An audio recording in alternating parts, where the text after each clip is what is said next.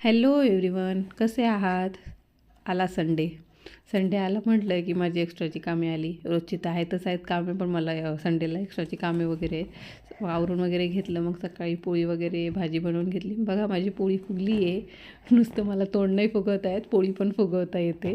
मग बाकीची दुपारच्या टाईमला थोडीफार राहिलेली कामे वगैरे करून घेतली. आणि आज मी चक्क कॉफी न घेता काळा चहा घेतलेला आहे. म्हटलं की बरेच दिवस झाले चहा नाही घेतला आहे, तर काळा चहाच घ्यावा.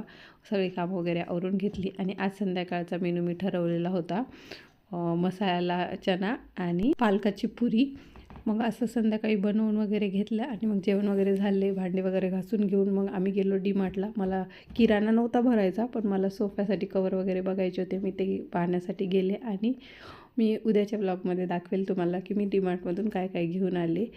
तर उद्याच्या व्लॉगमध्ये भेटू. बाय.